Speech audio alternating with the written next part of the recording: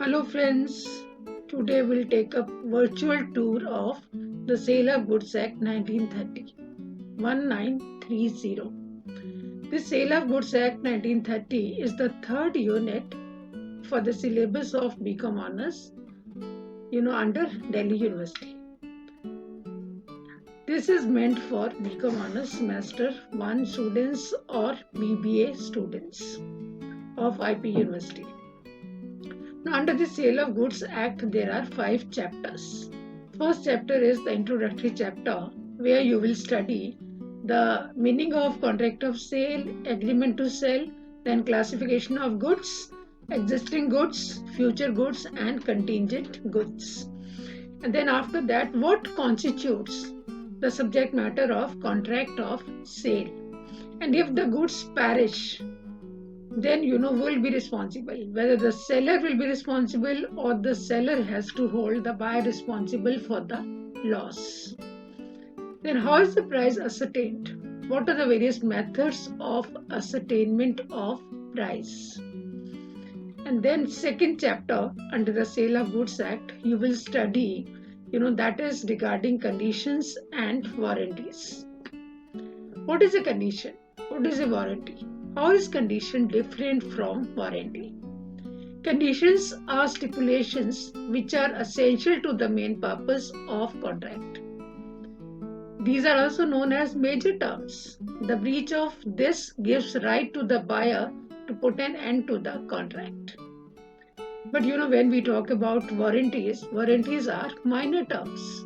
These are the stipulations which are not essential but which are collateral to the main purpose of contract.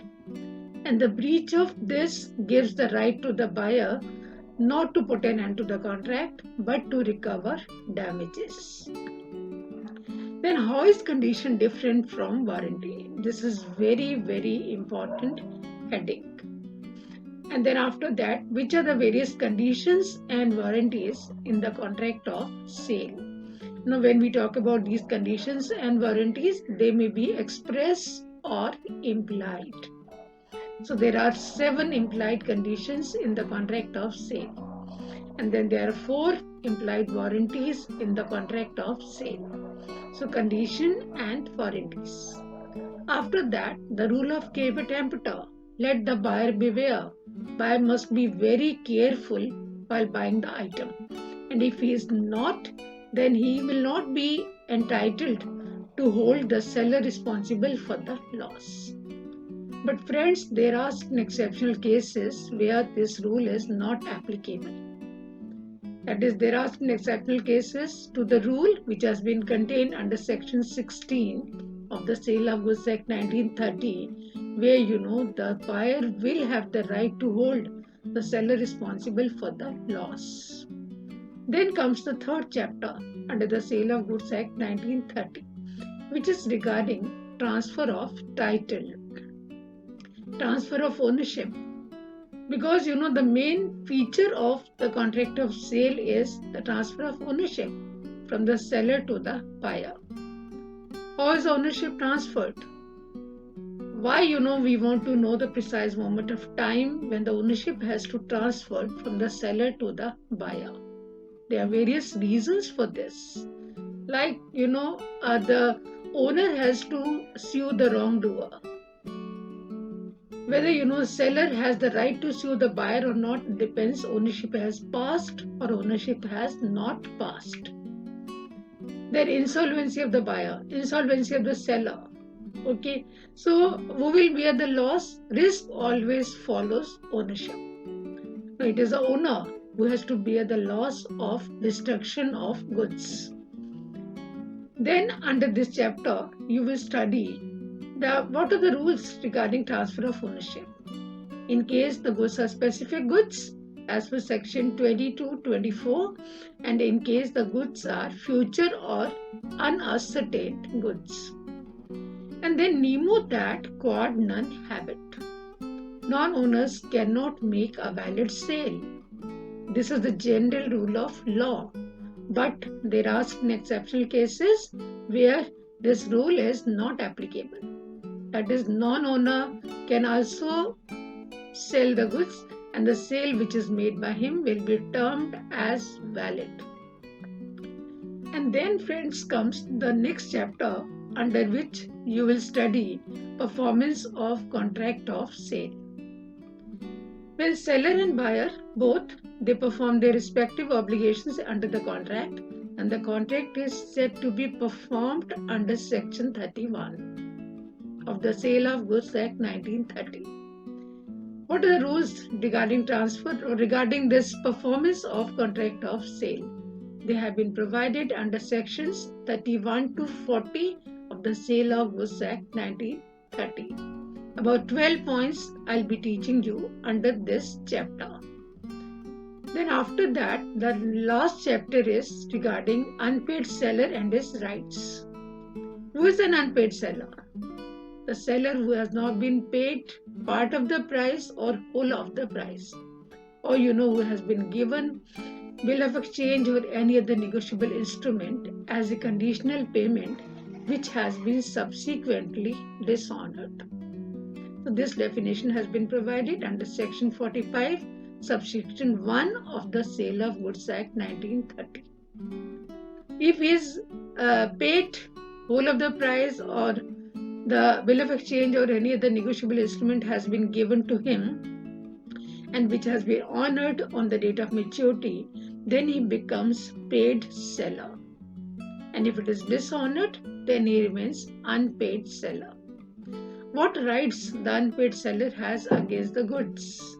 There are two cases here: when the ownership has passed, when the ownership has not passed. When the ownership has passed, then the unpaid seller has three rights against the goods. First is the right of lien as per section 47 to 49. Second is the right of stoppage of goods in transit. Sections here are 50 to 52. And then right of resale as per section 54. And when the ownership has not passed, the property in goods has not passed, then the unpaid seller has one right only, which is known as right to withhold the delivery of goods. Ownership is with him, possession is with the seller, everything is with the seller. Then he would not like to give the delivery of goods to the buyer. And then unpaid seller also has some rights against the buyer: right to sue for price, right to sue for damages, right to sue for non-acceptance of goods. So these are the rights which the unpaid seller has against the buyer personally. The rights against the goods, they are known as rights in rem, rights against the whole world. And the rights against the buyer personally, they are known as rights in personam. The last heading under the last chapter under the Sale of Goods Act, unpaid seller and his rights, will be the auction sale. What is auction sale? In case of auction sale, bids are invited. Then whosoever is the highest bidder at the time of fall of hammer is entitled to take the delivery of goods. Bids once made can also be withdrawn, can also be retracted, but it has to be done before the fall of hammer. Because at the fall of hammer, acceptance is given, and then bids given cannot be revoked, they cannot be taken back. Then there are certain rules regarding, auction sales, which have been provided under Section 64 of the Sale of Goods Act 1930. So friends, this is all about the virtual tour of the Sale of Goods Act 1930.